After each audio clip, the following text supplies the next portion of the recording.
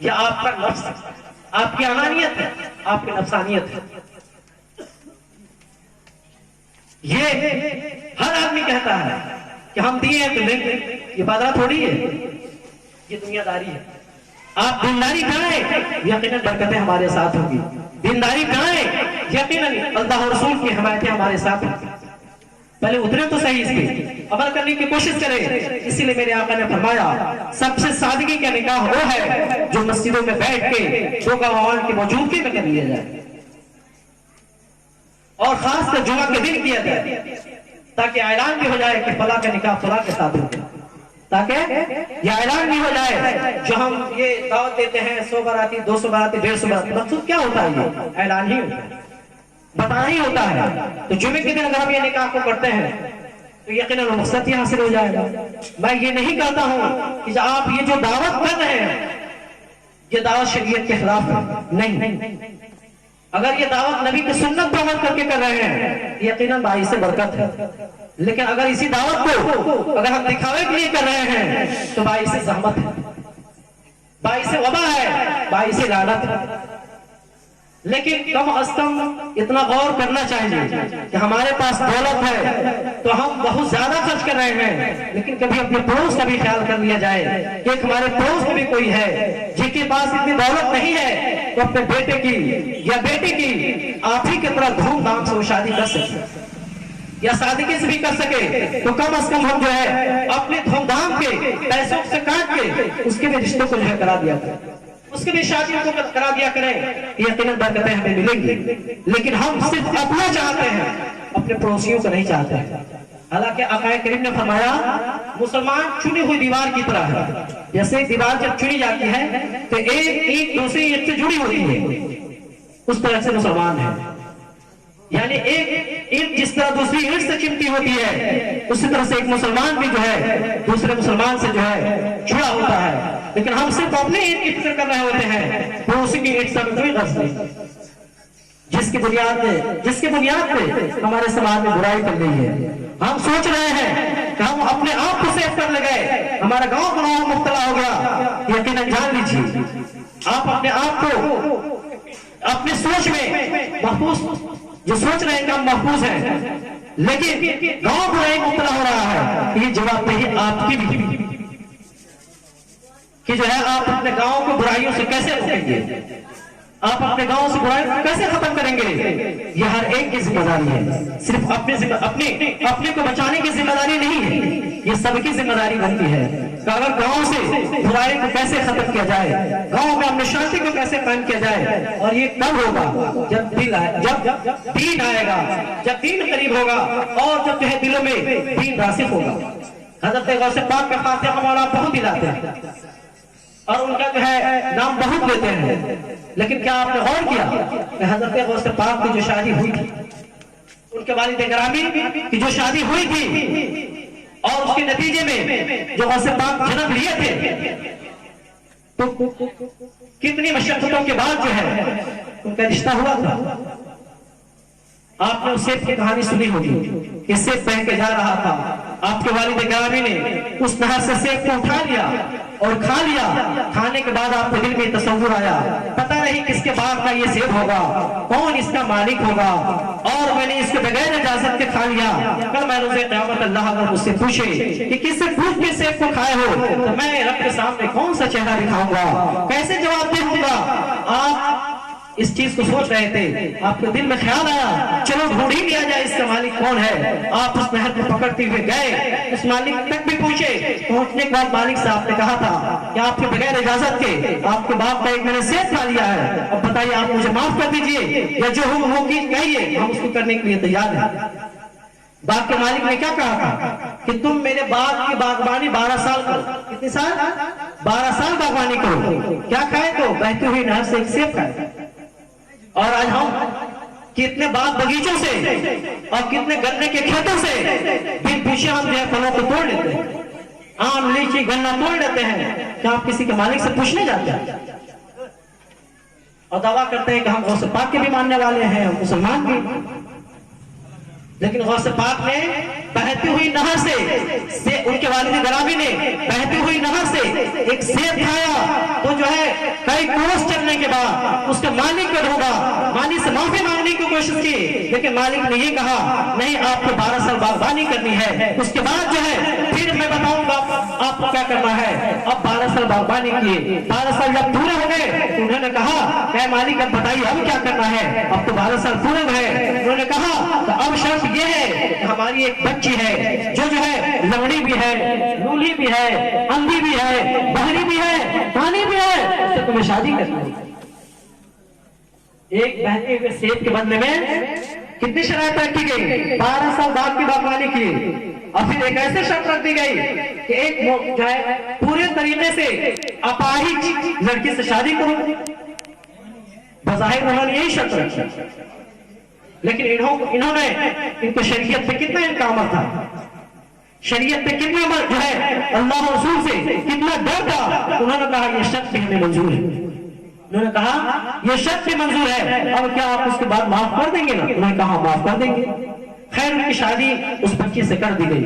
फिर वो लड़की के बाप दरवाजे पे ले गए, ले जाने के बाद कहे कि आपकी दुल्हन इसी कमरे में, आप उसमें जाइए।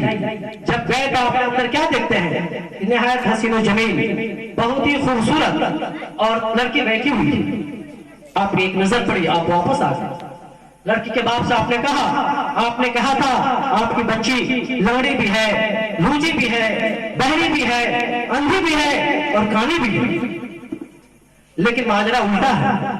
तब लड़की के बाप ने कहा कि मेरे कहने का मकसद ये नहीं है कि दुनियावी तौर पे जो है मेरी बच्ची इन चीजों में जो है, इन चीजों से जो है मुत्तसिफ है, बल्कि मेरे कहने का मकसद ये था कि अगर मेरी बच्ची लंगड़ी है तो अपने कदम को इसने घर से बाहर नहीं निकाला है, मेरी बच्ची अगर जो है लूली है तो अपने हाथों से उसने किसी गलत चीज को हाथ नहीं लगाया है, मेरी बेटी जो है अगर कान की बहरी है तो अपने कान से गलत चीजों को, गानों को, गालियों को नहीं सुना है, जुबान से गूंगी है तो अपने जुबान से किसी को जो है तकलीफ नहीं दी है, किसी गलत जो है बातों को अपनी जुबान से नहीं निकाली है, आंख से अगर अंधी है तो किसी गलत चीजों को उसने नहीं देखा है। मेरे कहने का मकसद ये था कि दुनियावी तौर पे ये जितनी सारी चीजें सरसद होती है, आंख है बुराई कर रहे हैं, उस आंख से क्या फायदा, उससे तो अंधा होना बेहतर था।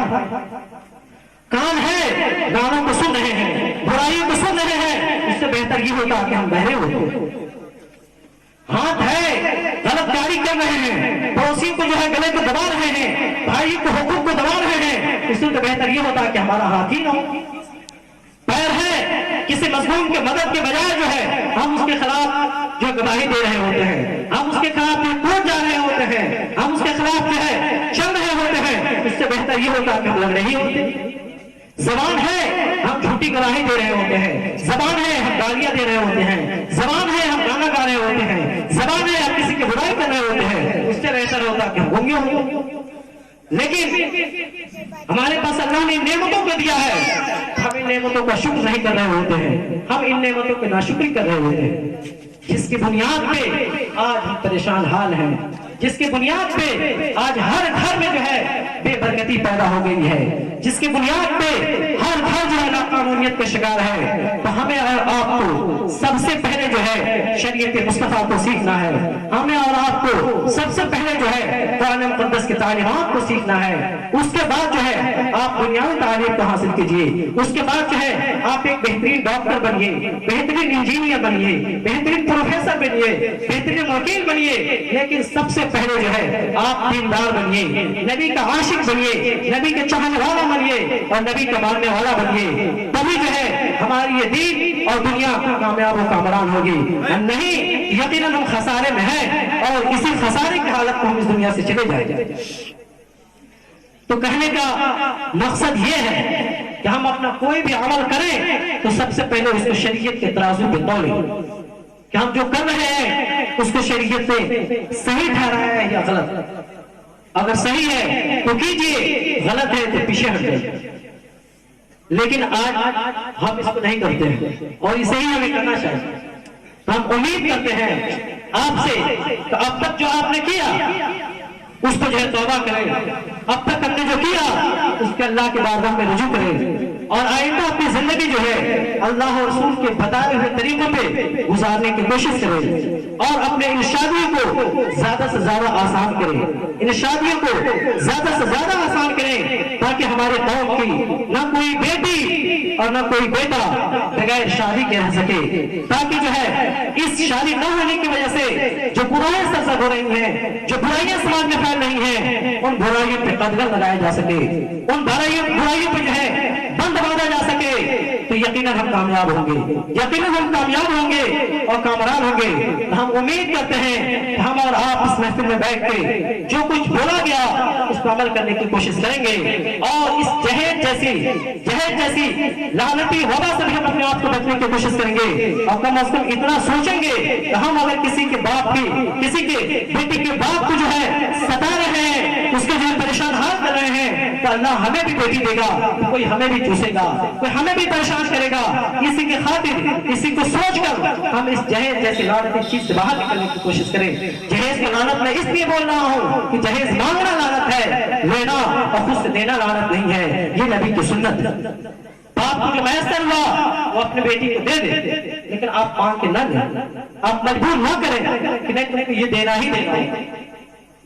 इस पर कतई जो है हमें और आपको इस अमल से दूर रहना है और अगर नहीं दूर रहते हैं तो सुनिए, आखिरी बात अर्ज करता हूं, कल मैदान महशर में अगर हमारे समाज की कोई बेटी गलतकारी करती है, बुराई करती है, तो हम ये कहते हैं फलाना की बेटी बदकार हो गई, फलाना की बेटी फला के साथ गलतकारी कर ली, तो क्या हम महफूज हो जाएंगे? नहीं, क्योंकि हमने शादी को मुश्किल किया है, उस रब की बारगाह में हमें भी जवाब देना होगा।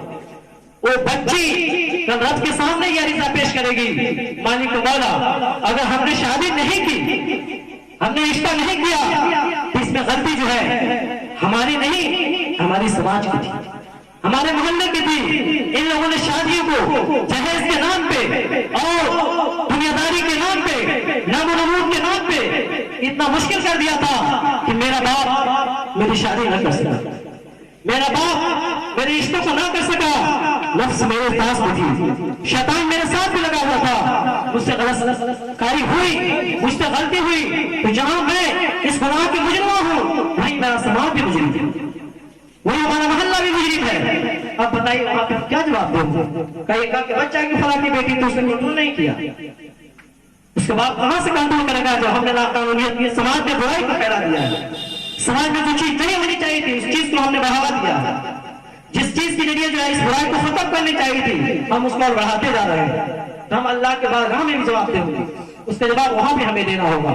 और यहाँ जो बुराई हो रही है उस बदनामी जो है, ऐसा नहीं है कि गांव में अगर एक बुराई होती है तो जो है सिर्फ घर बदनाम होता है, बल्कि पूरा गांव बदनाम होता है, पूरा गांव जो है बेइज्जती महसूस करता है। हमें और आपको इस बुराई से निकलना है, अपनी शादियों को आसान करना है। दुआ करते हैं मौला तबारक व तआला हम सबको अपने सलीम अता फरमाए और अल्लाह और रसूल के फरमाने पर अमल करने की कोशिश करने की तौफीक रफीक अता फरमाए और हम सबों को नबी करीम सल्लल्लाहु अलैहि वसल्लम की सुन्नत पर चलने की तौफीक रफीक अता फरमाए।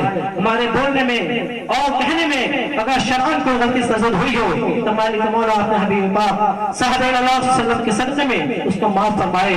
अस्तगफिरुल्लाह रब्बी मिन कुल्ली ज़ंबिन व अतूबु अलैहि व मा अलैहि मिनल बलाग। खड़े हो जाइए, सल्लल्लाहु अलैहि वसल्लम पढ़ लीजिए।